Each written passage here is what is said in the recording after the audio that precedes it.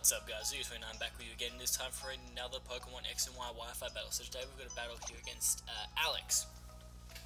So another guy passed by, saw his YouTube battler, thought he'd take me on. He's got a pretty standard kind of just bunch of OU Pokemon, except maybe Metagross. So he's got the Charizard. I wasn't sure if he had the Mega Alakazam or the Mega Charizard. I said it was a Mega Charizard. He's got a Tita, Volcarona, Metagross, Alakazam, and Greninja. I'm running Defensive Rotom, Choice Band Sizzle, Assault Vest Donphan, Stealth Rocking, Rhyperior, Mega Bomber Snow, and a Choice Scarf Nidoking. So let's get right into this battle. So seeing that he had like Charizard and Volcarona, I thought that rocks in this battle would be a really important thing. It would like get me the victory, so I knew that was important. But I also want to try and get good initiatives. I figured Rotom leading would be good. This is where I wish I brought my specially defensive Rotom, because it would have come in a lot handier against this Greninja, which is now just going to Dark Pulse my soul and does a clean half to me. I'm luckily not going to be able to flinch, and that means I'm going to get off the Volt Switch, which does a decent amount of damage. Greninja does about half as well. So, call it even. I'm going to go out to my Sizzle, because I know that I can just hit anything on his side of the field with a U-turn. That's going to do a fair bit. I was tempted to go for the Bullet Punch, because it was also a really good idea to kill like Greninja, but I really should go for the U-turn, because now it gives his Ramoth a free turn to set up, and he also has a Flame Body, so I get burned. So a bit of unlucky hacks, but you know what? Happens to everybody. So now we're going to switch out here, and we're going to go out to Rhyperior, because I know that Rhyperior can live any hit this Volcarona wants to go for after it's taken a turn to Quiver Dance. Now I was really tempted to get Stealth Rocks this turn, but I realised that the major threat was this Volcarona going and trying to kill me first turn. So he goes to the Bug Buzz, and this does over half. Luckily I hit the Rock Blast. Now he's got the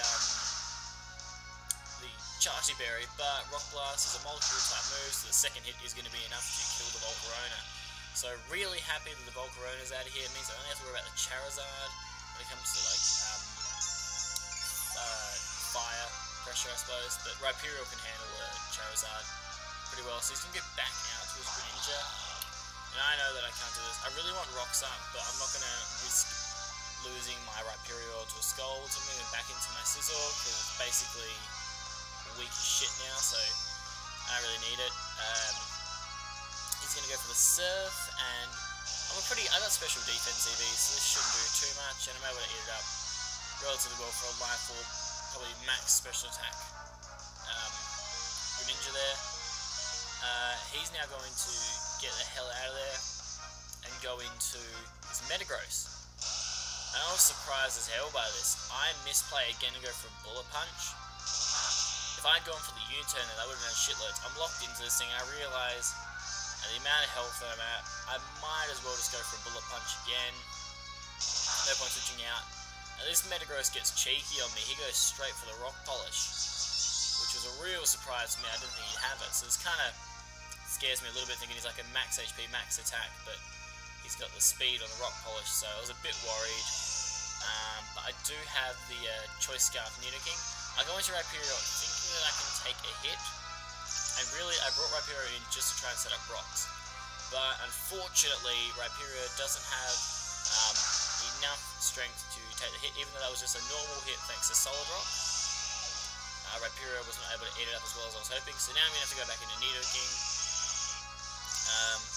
And I'm just going to have to go straight for the Earth Power, because I know I outspeed. I just want to try and get rocks up while I have the chance against the Metagross, but that didn't work out. So I'm going to be able to kill the Metagross with the Earth Power, thanks to Scizor actually being able to weaken it down a little bit for me. So now, he's going to go out into his Charizard, and of course since Rhyperior is gone, there's nothing I can do with Stealth Rocks to hurt the Charizard, so I'm going to have to try and play around that. So I decided to sack my Rotom, because I figured he was Charizard Y, and that means he's probably going to go for the Solar Beam, but that's fine. I've got ways around this. Yeah, I've got one it was really ballsy what I did though. I had like one play to get rid of this Charizard. I knew that Rotom was screwed because the Solar Beam was coming. But I only really had one play left to get rid of the Charizard, or else this Charizard could wreck my team. So I didn't want to switch back into Nidoking because I didn't know if I'd be able to kill it in one shot from there, especially with a Choice Scarf and not a Life Orb. So I decided to send in my Donphan, which is Assault Vested, but it doesn't really matter because I have Sturdy. And I figured my best play here was to go straight for the Stone Edge, and if the Stone Edge hit, then I knew it was going to die, but if the Stone Edge missed, then I was in a ton of trouble in this battle. So this Solar Beam is actually not even going to get me down to Sturdy. I'm able to hang on with 7 HP like a boss. And then I'm able to hit the Stone Edge, so boom! Get out, Charizard. That was very, very fortunate for me, because I was in a lot of trouble if that Charizard stayed around. Brings out his Greninja, and I realised, you know what, I might as well just go for an Ice Shard, get some prior damage off on this thing before I die. And so now he goes for the Grass Knot, and that actually works out to be completely in my favour, because I can now switch into my Mega Abomasnow next turn and kill its Greninja with the Ice Shard. I'm thinking though from the Life Orb damage that he took that Mega Abomasnow Ice Shard, even if he'd gone for like a Scald or an Ice Beam, still would have killed. But my nice and blue Mega Abomasnow is going to be able to finish off Quadjutsu. And from there, I know this is a T-Tar, and I mean, Abomasnow can't really do too much to a T-Tar, so I'm hoping then that my Nidoking can kind of pull through and get the result for me there. So I'm going to Ice Shard and be able to take out his Greninja quite easily. And that leaves him with Alakazam and Alakazam and Tyranitar. Yeah, he's going to go for the Dazzling Gleam. This is going to do absolutely nothing to me. That's a crit. I decided to go for a Blizzard because I figured it's going to bring him down to his Focus Sash, and then I can kill him with a Hail.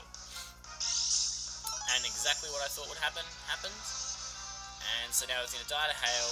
I guess the problem is now that Tyranitar comes in, and he's got the Sand on his side, which means his special defense is up, so Blizzard's out of the question. I figured my best play was probably going for like a Wood Hammer, or this thing, just trying to get as much damage as I could off of it. However, he is faster, which means that my Abomasnow is going to get wrecked by this Rock Slide, and I'm not living that. I never knew what item he had. I'm pretty sure he has lefties. I can't remember. Anyway, I'm going to go into my Nidoking, and I realised that if he had Earthquake, I lost. So I was kind of hoping that he didn't have Earthquake. I go for the Earth Power, expecting this to do a fair bit, and it does do a heck of a lot. That's a crit. But in the end, as you can see, the crit wouldn't have mattered. It was a 2-hit KO from there anyway. He ends up not having the Earthquake, which is great for me because I'm able to eat up this Crunch, even with the defense drop. Doesn't matter because we both know our outspeed. Turns out he has lefties. If he had the Assault Vest, it might have been a different battle. He might have won. But unfortunately for him, he didn't, which means that my Nidoking's going to be able to be clutch, survive, and get the Earth Power off, which is going to give me game. So, I was pretty lucky to get the result there. So, very well done, Alex. I definitely had to work around a few issues there, but I ended up getting the result. Remember guys, to like, subscribe, and comment on my channel. Love hearing your thoughts, love hearing what you're going to say. Hope I've got some more videos coming up for you as well. So yeah, Verdugo29 signing out.